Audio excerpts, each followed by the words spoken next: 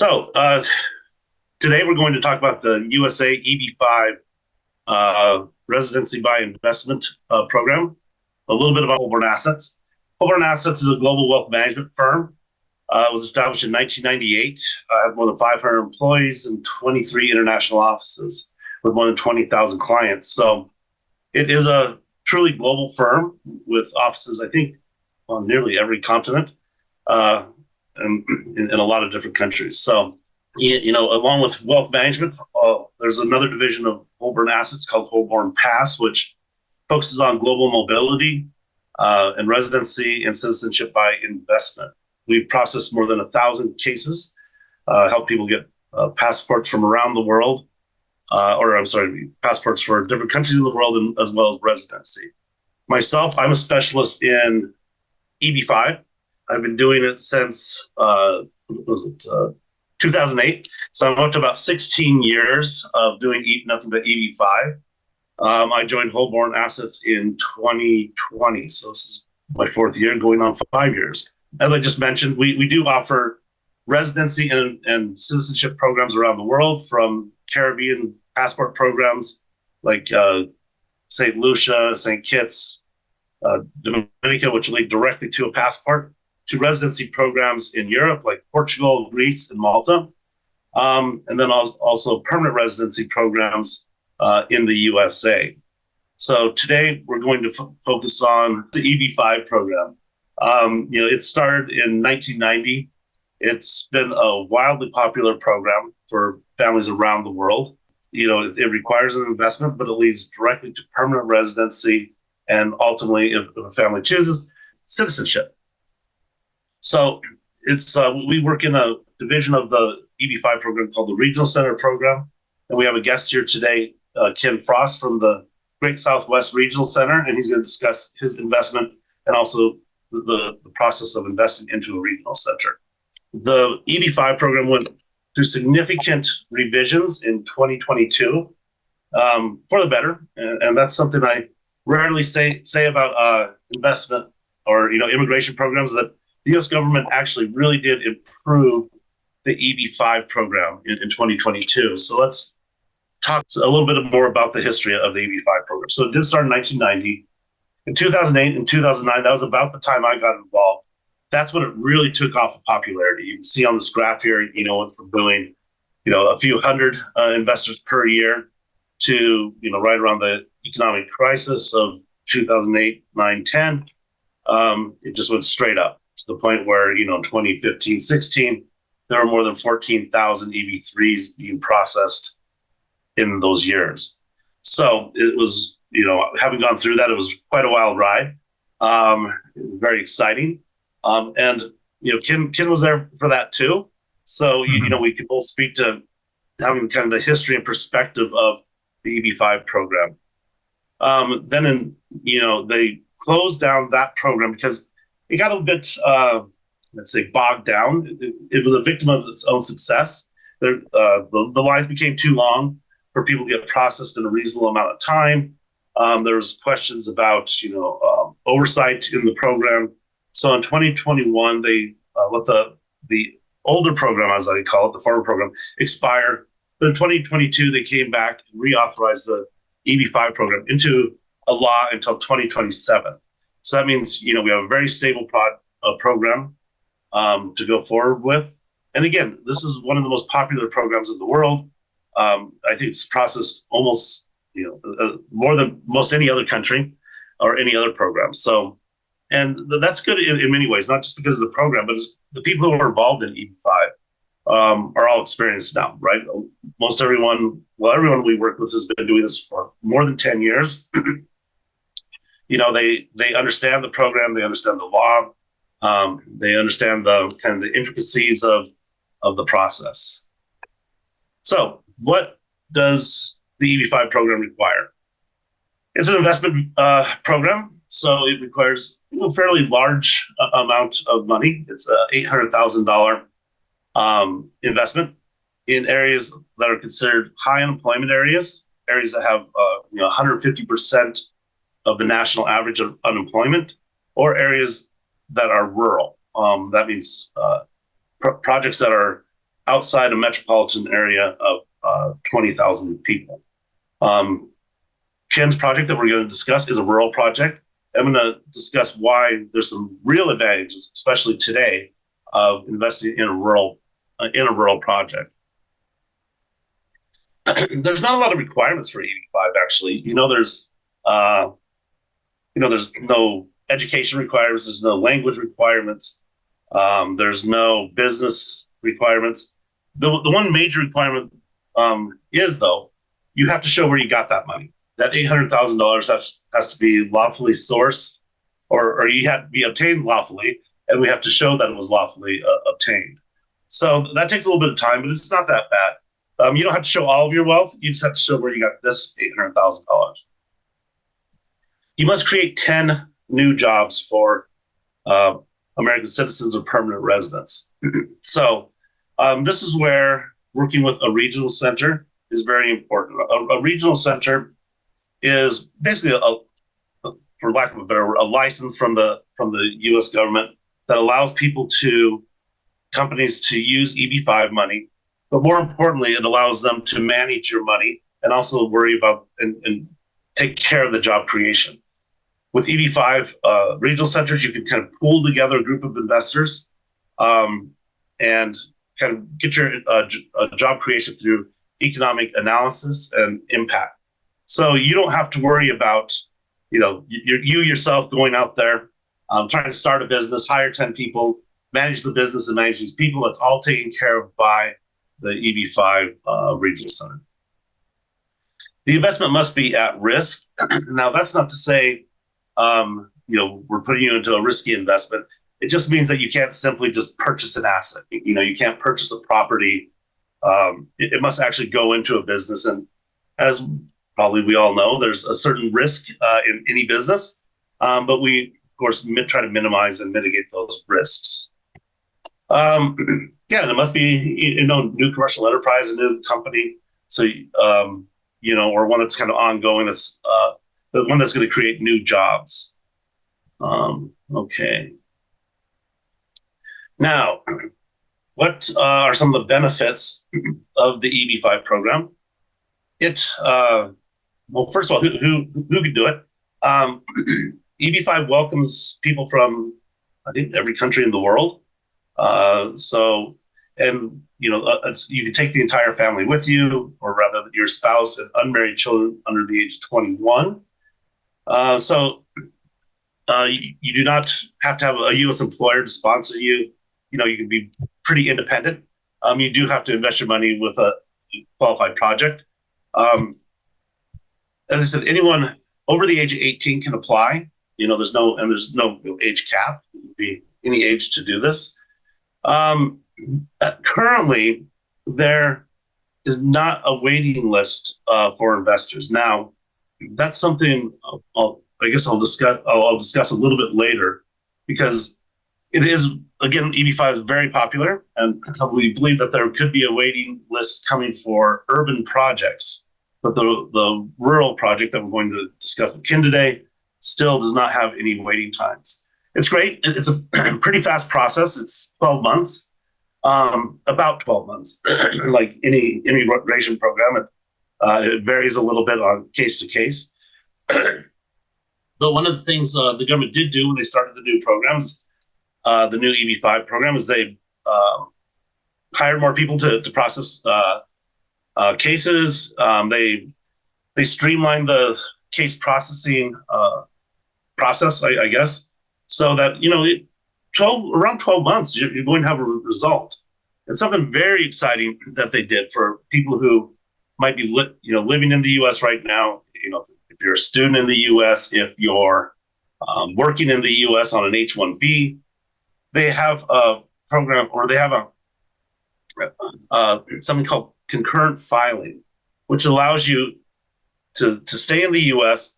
while they're processing your EB-5 I-526 document. And as soon as you submit that document, you can basically gain all the rights of a U.S. Permanent resident. So you'd be able to work in the U.S. You'd be able to travel in and out of the U.S. start businesses, basically have all the same rights as a permanent resident. So almost immediately. So as soon as we file your case with the U.S. Citizenship and Immigration Services, you gain those benefits. That's a huge advantage for people, for somebody like a student who's going to be graduating soon, wants to look for a job, and doesn't necessarily want to wait or go back to their home country and wait for an approval to come back. So that's a huge advantage. And one of the other things, importantly, with the new EB-5 Regional Center program is that there's better oversight. The USCIS actually checks on projects. They come out and check on projects and make sure they're doing what they say they do. So it's just a lot better oversight of the program in general. You're with a U.S. green card. I guess we should discuss that a little bit. Sometimes you'll hear the word green card, and then you'll hear permanent resident. What a green card actually is a green card is actually a physical document that's green and a card. So, but what it signifies is that you're a permanent resident, and permanent resident allows you to live and work in the U.S. Take part in the world's largest economy, and have investments in U.S. dollars. It gives you access to some of the best education and healthcare systems in the world, and and on the note of education, you can get significant savings if you're a permanent resident. You can get local tuition at public universities in the state you live. You also get access to government scholarships, loans for these. So, and the savings is significant on tuition. American universities, are considered some of the best in the world, but I think that they're probably also some of the most expensive. So if you get local tuition rates, you save $35,000 per year per kid. I think it's very likely that you could save $100,000 per child over a period of years. Or I should say about $100,000 a year per child. So along with access to other government grants, you could save a substantial amount of money and probably pay for a good chunk of your investment just on school fees alone. Let's see. So, and with most of these investments, and Ken's going to speak to this a bit more. Most of these investments, run around 5 years.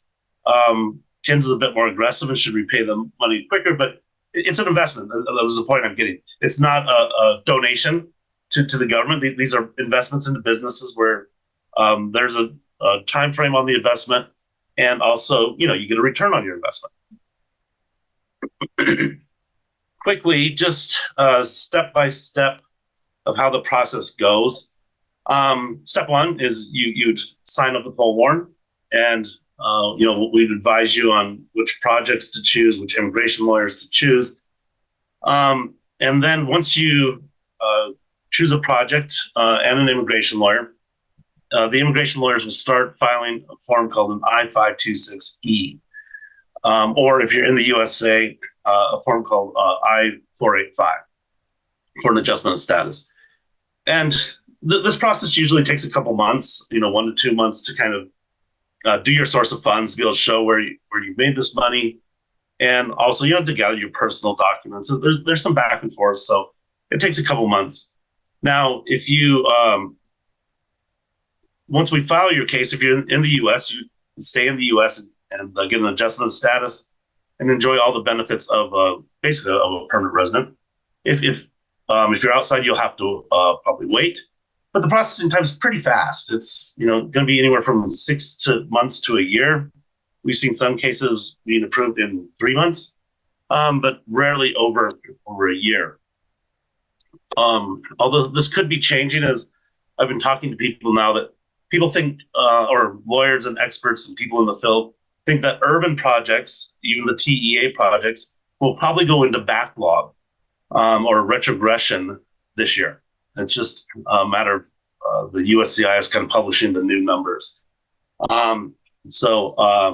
But rural projects are still going to enjoy this kind of priority processing, where you can get kind of a fast track to the green card. So that's something very important to consider right now as you're looking at different projects, is that rural is very important. It's more important than ever right now to make sure that your processing time is going to happen as fast as possible.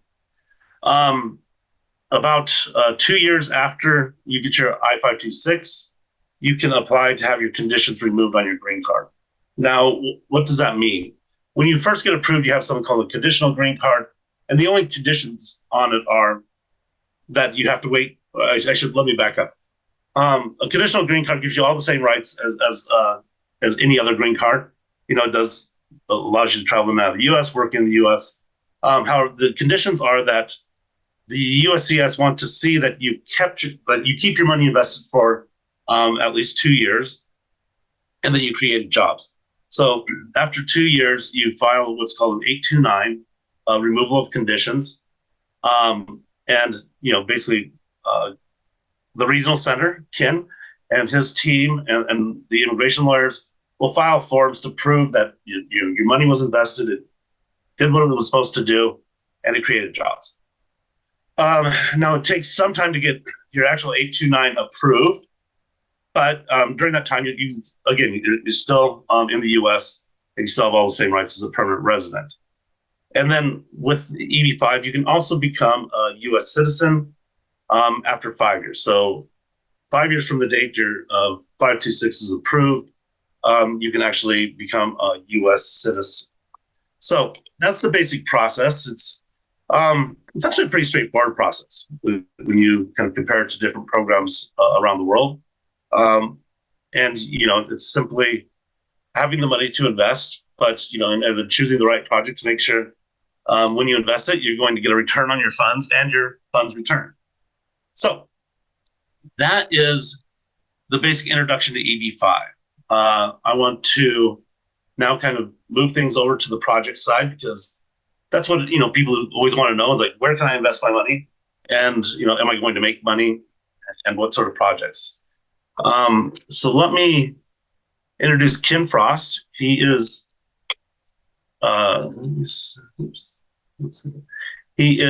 founder and CEO of the Great Southwest Regional Center, and then also the actual project, the Calvary Water Recycling program. Project. He's going to discuss a bit about the project today. I'll let him say hi for a minute, and then I think we're going to try to play a video that introduces the project, and then we'll go through a general presentation about his project. So Ken, if you wanted to say a few words, then we'll watch the video. Thank you, Tyrone. A little about my background. I have spent in excess of 25 years working on Wall Street and then investment advisory end of the business. I worked for major brokerage firms. They've all changed their name by today, but I originally started with Dean Witter, which is now Morgan Stanley. Spent a good deal of time with Payne Weber, which is now UBS. And later in my career, I was a senior VP with the Bank of America broker-dealer for the California-based Bank of America, which now owns Merrill Lynch. So I had a strong investment background, and after the 2008 financial meltdown, I decided I wanted to look into a different aspect of the investment world, and that's when I was introduced to EB-5, the EB-5 program. We started looking at it and investigating it in 2010. We submitted a request to become a regional center, which took about 2 years to get our designation. So we actually were in business in 2012, which is about 12 years ago. I'm a Texan. I'm about as Texan as you can get. I was born in San Antonio, right next to the Alamo. And so when we were looking for an EB-5 project, we went through several years of due diligence, looking at different projects to make sure that we picked a good one. And we decided one of the things Texas is known for is being a dominant player worldwide in the oil industry. And we were a little skeptical about getting involved in the oil industry because it can be very volatile and very cyclical, kind of a roller coaster ride. But we learned that there was a portion or an aspect to the industry that was much more stable than just the oil end of things. And that was, we decided to get into the water business. So our projects were like a service company with the servicing the major oil companies. And it turns out in Texas, there's multiple oil basins, but the predominant oil basin in Texas is called the Permian Oil Basin. And that location, it's a rectangular area that's about 100 miles wide and about 200 miles tall, I guess you could say. And there's no other place like it in the world. It's the most productive, prolific location in the oil business in the U.S. It produces, when it comes to gas and oil, it produces approximately half of everything that's produced in the United States. So the Permian Oil Basin would be in the top 10 of oil producers if it were a country. Okay, so we decided to go into that area. I think to give you, our business is kind of unique. It is definitely rural because there's not any high populated areas where we are in business. We have one county that we work in that has less than 100 people in the county, but it's kind of unique because it has about 5,000 workers that spend the night, and usually they work 2 weeks on and then be 2 weeks at home. So you've got 5,000 people working in the oil industry, but you only have 100 residents. So we're one of the easiest projects out there to substantiate and qualify that we're rural. You can't get much more rural than what we are. This is a 4-minute video that will give you a much better understanding in 4 minutes of how our business works and why we're in that space. So you want to give it a try? Yeah. In the dynamic landscape of the oil and gas industry, significant challenges arise from the methods we've used to tap into these essential resources. Hydraulic fracturing, or fracking, and saltwater disposal wells, SWDs, consume enormous amounts of water and generate vast volumes of wastewater in need of disposal or reuse in an economical and safe way. This presents a pressing environmental and economic dilemma. The oil and gas industry in the Permian Basin alone produces an astonishing 3.8 billion barrels of wastewater each year. At the current rate of extraction, it's expected to generate around 588 million gallons of wastewater per day for the next 38 years. This wastewater isn't merely an environmental concern. It's been directly linked to a surge in seismic activity. Data from B3 Insight shows that earthquakes in Texas and New Mexico have skyrocketed by 1,580% since 2016. These challenges have triggered regulatory responses, with authorities imposing limits on wastewater injections, particularly into deep wells. This has caused costs for shale oil producers to rise and made the SWD market intensely competitive. The profitability of many SWDs has been dramatically affected due to new restrictions from the regulators that lower their permitted daily injection capacities. Yet, the demand for water in the expanding oil and gas industry continues to grow, prompting a surge for more sustainable and efficient solutions. This is where the Calvary Project steps into the rescue, a company that's revolutionizing wastewater management within the oil and gas industry. Classified as an EB-5 rural project with priority processing, the Calvary Water Recycling Project provides a unique pathway for an international investor to obtain a U.S. green card, while at the same time participating in a timely, dynamic, and highly profitable business opportunity. Calvary Recycle is a pioneer in redefining how the industry views wastewater, not as waste, but as an asset that can be transformed into a source of revenue. The company serves the critical water business that underpins the energy sector. With a track record of more than 30 years of combined experience in North America, the Calvary Water Recycling team has been an expert wastewater solution integrator with major technology manufacturers worldwide. Calvary Water Recycling envisions a solution that revolutionizes and replicates a low-cost response to a significant issue: the growing seismic concern, which is causing hundreds of millions of dollars in setbacks. This enables Calvary Water Recycling to serve as the one-stop shop for operators for all their wastewater management needs, from SWD and water sales to truck washouts. Equipped with replaceable membranes, Calvary Water Recycling filters water and oil from the produced water, converting a traditional SWD from a single profit center into 3. The result is a circular economy where every process's waste becomes the raw material for the next process. This makes Calvary Recycle the preferred choice for operators. They don't just manage wastewater, but transform it into a valuable resource, maintaining environmental and economic prospects. Are you ready to step into efficient and sustainable green energy with us? Contact us today. I think it gives you a general idea. I'll kind of elaborate a little bit on what the message is there. And we have these links to the video that your Holborn rep or Tyrone or I can send you to look at later. But to kind of expand a little bit on what the video tries to say is that there's kind of a dynamic change taking place out in the Permian oil field. And that is that they've had a problem. What happens is when they drill for oil and the oil comes up out of the ground, there's a tremendous amount of water that comes up with the oil. For every barrel of oil, there's approximately 5 to 7 barrels of salt water. Used to be an ocean, a sea out there, salt water many, many years ago. And so that salt water has to be cleaned and disposed of in order for them to keep producing the oil. If they can't manage the water situation, then they have to, each oil well costs about $15 million to build approximately.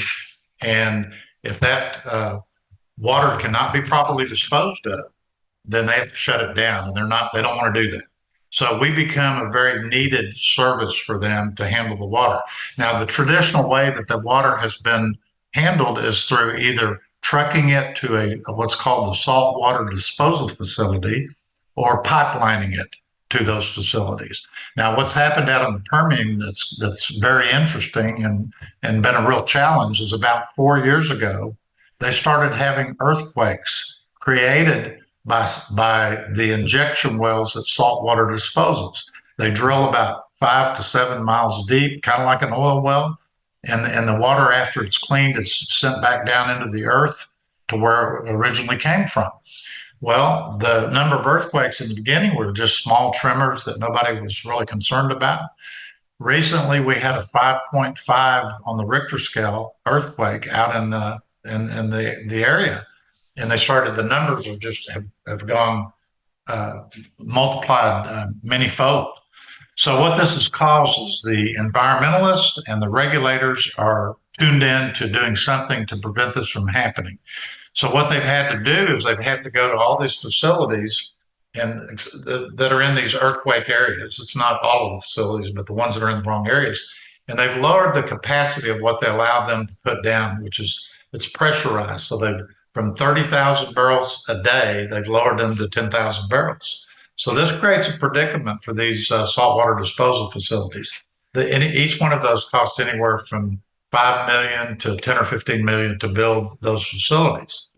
So Calvary, the name Calvary is denotes that we're coming to the rescue for that problem.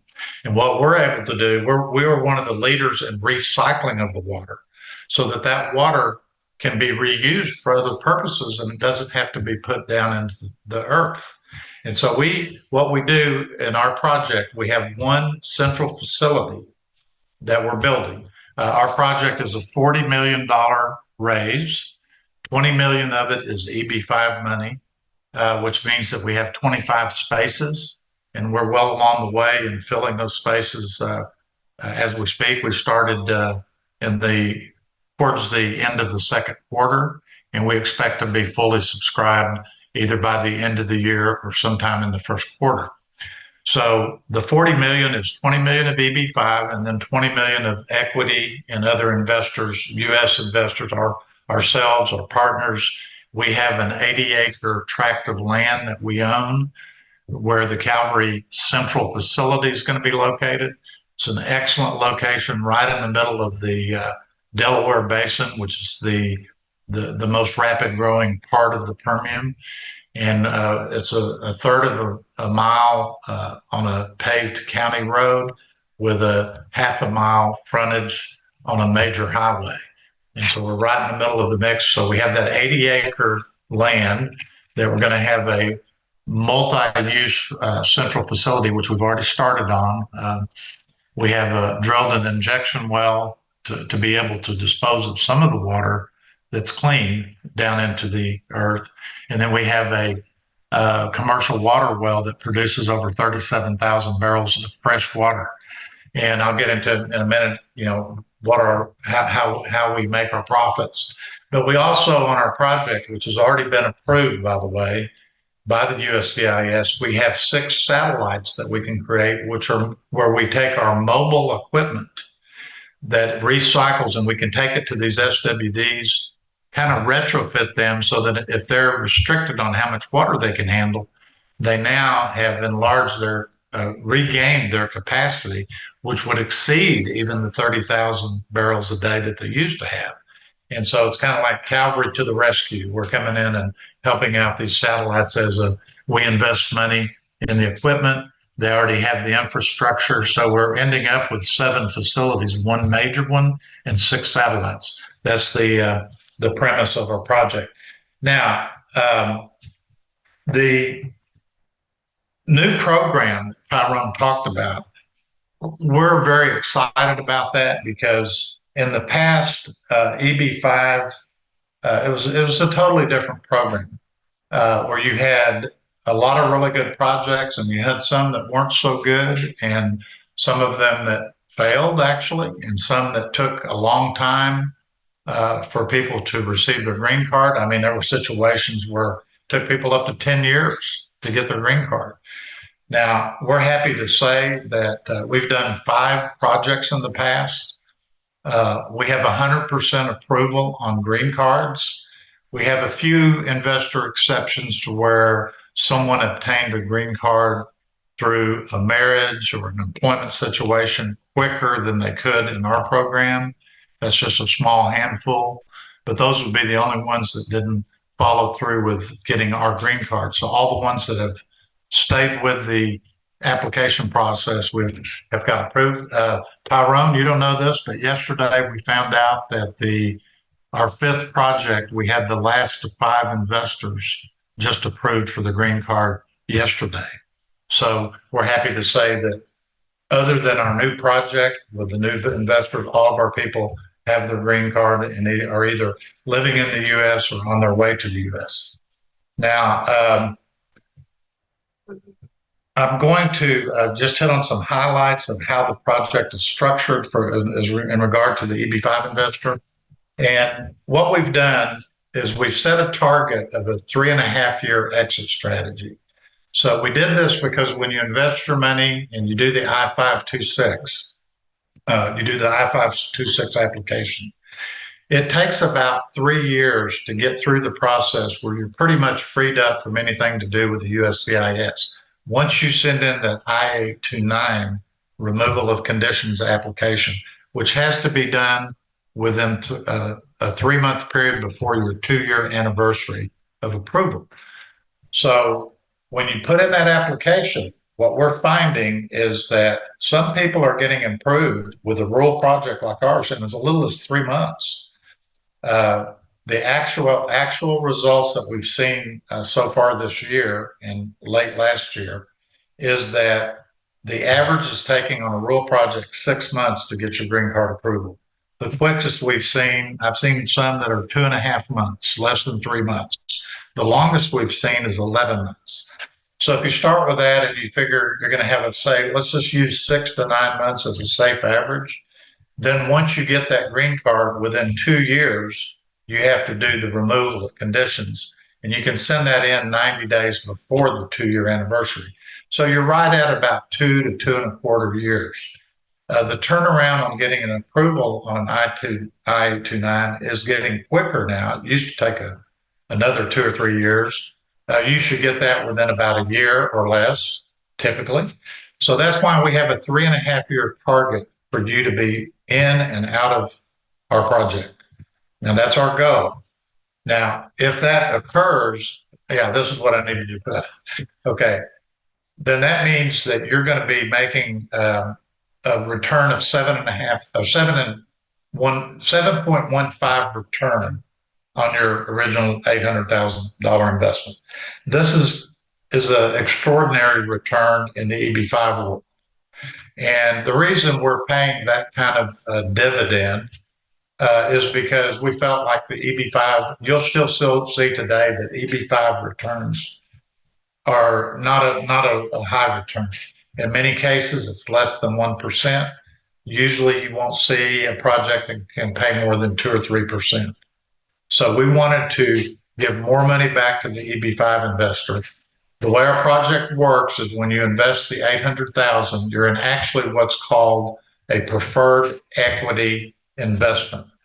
Now that preferred equity investment is very much like a loan. We've modeled it after what's called the loan model in the EB-5 world. And that's the way most projects are set up. And there's some benefits to that because then you have a definite time period when the money's to be paid back. So what we've done is design something a little more unique where you're in a preferred equity model, and it's actually what's called a cumulative preferred.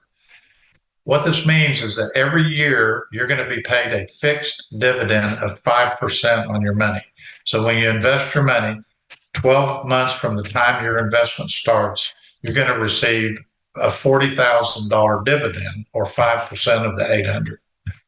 Now we have a 3.5-year targeted exit strategy. Now, for the safety of your investment, the money that the EB-5 investors put in is going to buy land.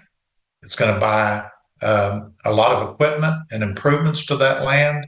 And so you have some hard, tangible assets that are collateralized with your money.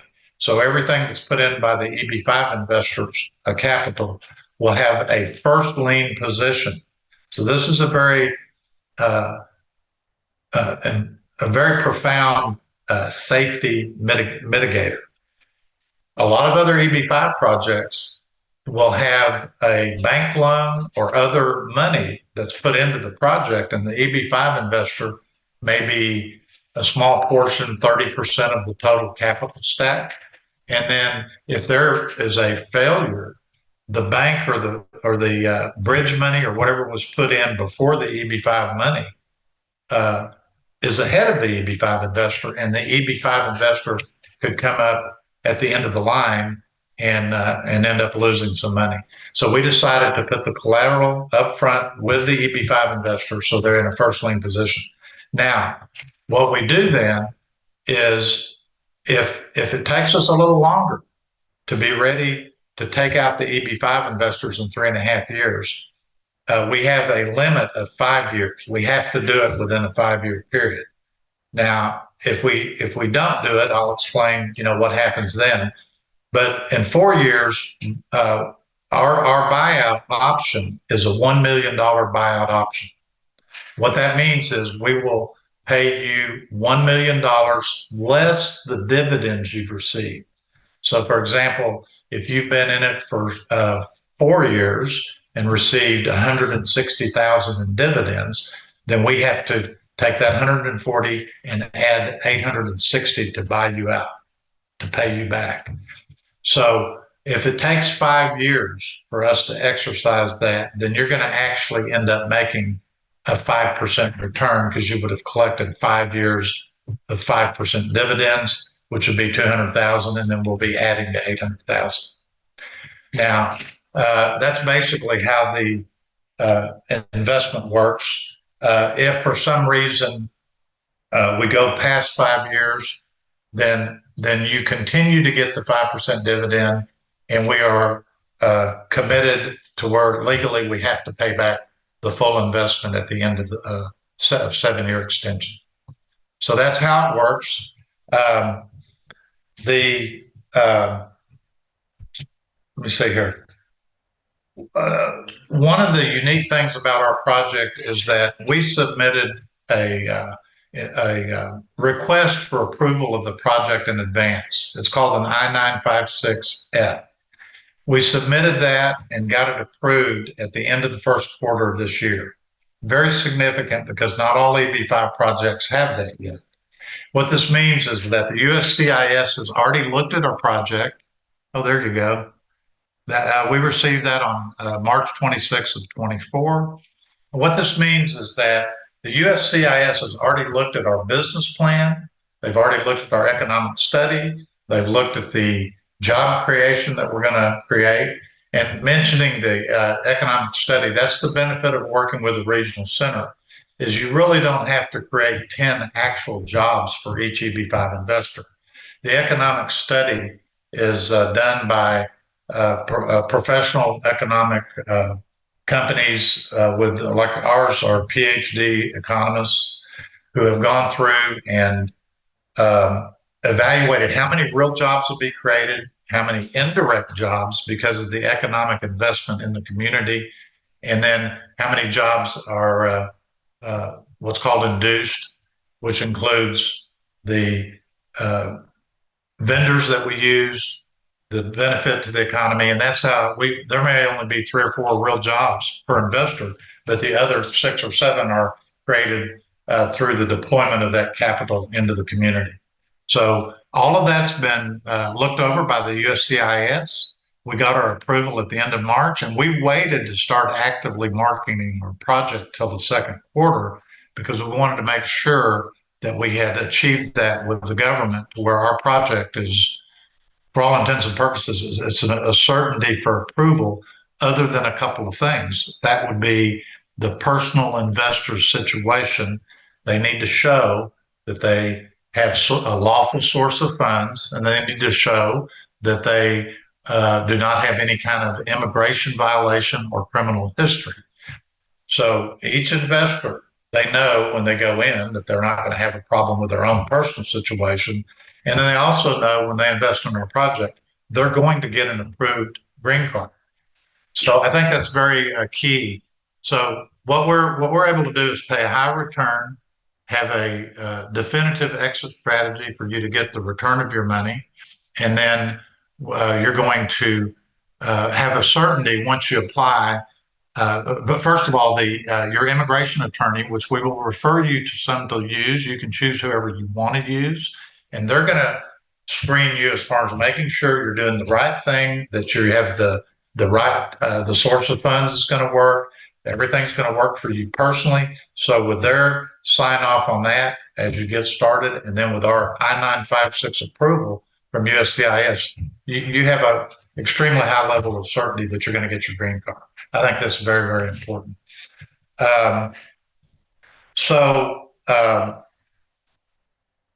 As far as safety, I want to mention one other thing, and that is under the new program, they've initiated what's called a requirement for a third-party administrator.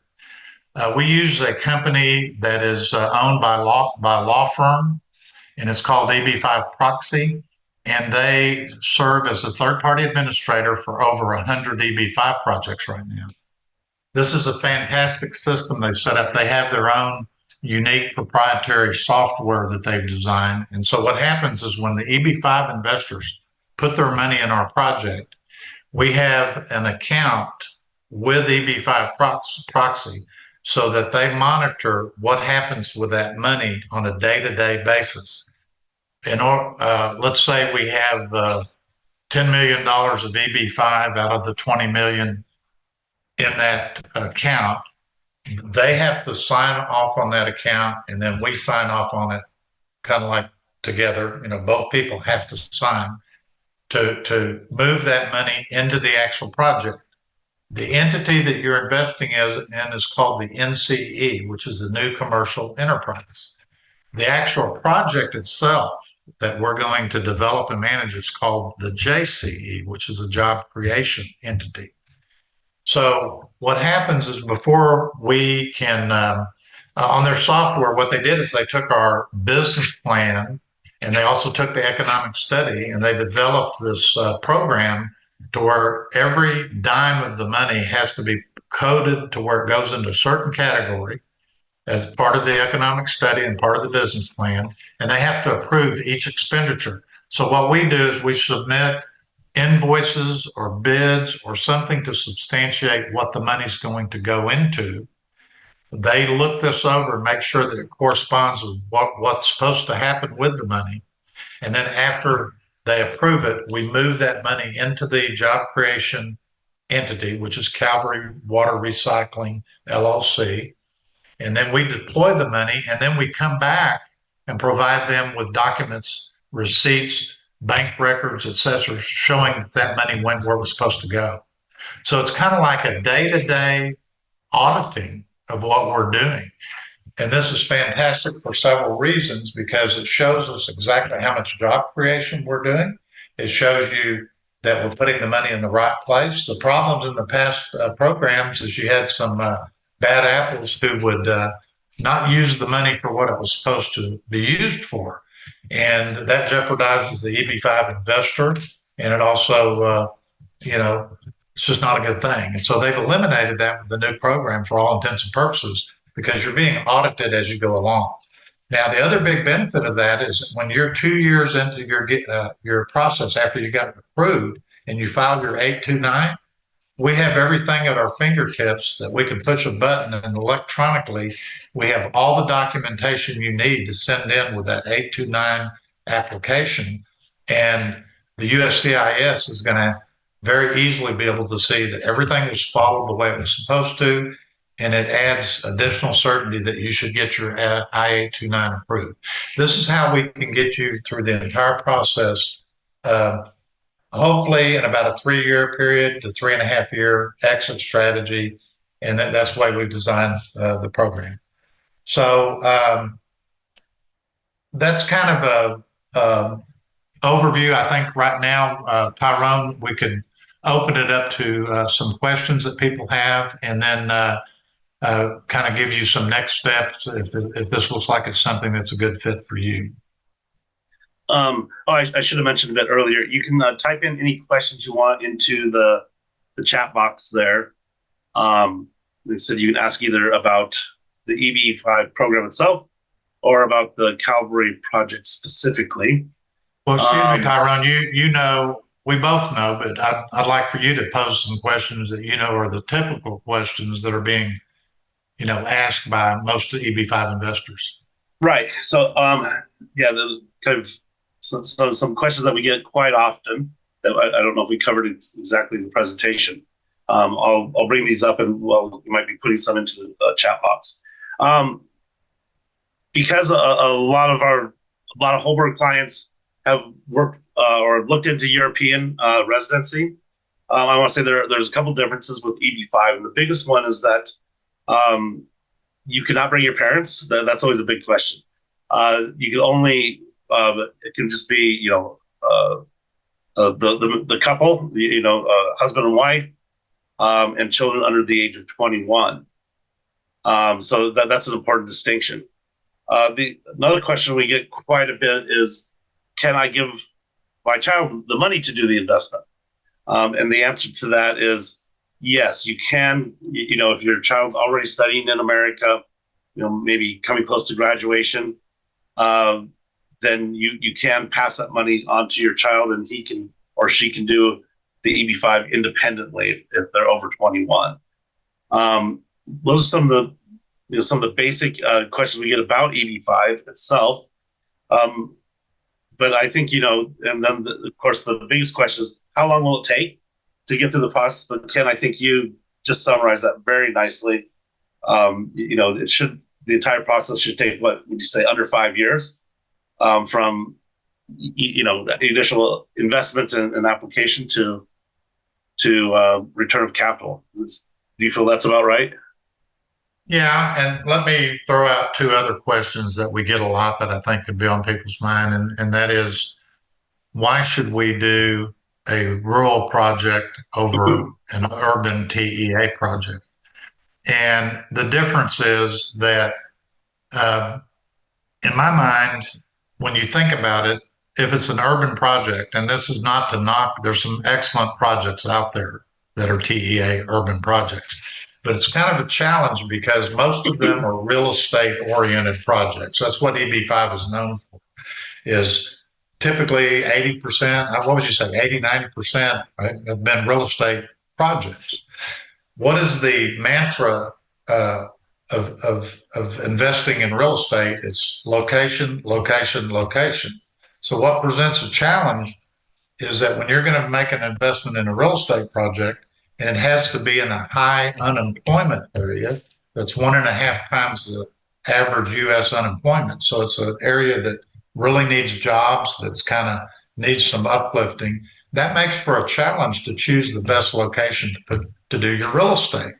Now, many good projects out there have overcome that challenge, but you're kind of handicapped to the start because location, location, location is out of the question. You've got to pick something that's in one of those areas. So the other thing is the USCIS has what's called set-asides. And those set-asides, 10% of all of the green cards go to urban TEAs. 20%, double that amount, go to rural. So there's a real emphasis on rural. And what this means, Tyrone mentioned that there's already a expected backlog on the urban TEAs. There's enough of them being, enough investments taking place in urban TEAs that they run through that 10% allotment, and then you have to wait to the next year's allotment to get your green card. It's a little bit uncertain how long the time frame on the urban TEs are taking to get the green card, but what I guess is I would say it's more in a 18-month to 36-month time period. And with the reason we don't know is because there hasn't been that much time go by. They're just now getting to that 18-month level versus we have a clear indication on the rural of how long it's going to take. And, I would say 6 to 9 months is a safe range to expect on a rural project. That's one question, why rural over urban TA? The other question is, if we're going to do a rural project, why should we do your rural project? What's different about your rural project? Well, the difference is that most of the other rural projects out there are also urban rural projects or resort type projects. And so again, if they're going to do a real estate, typically it'll be a single family development of homes that's just outside of what's called the MSA. Help me out. MSA stands for Metropolitan Statistical Area. Okay, which can be, let's say, if you take Dallas, Texas, Dallas-Fort Worth, it can encompass about 15 or 20 counties that are within 50 miles of Dallas-Fort Worth. So they've got to go outside of that area to do a single family home development. And they're relying on commuters that are going to drive 30, 40, 50 minutes to get to their jobs.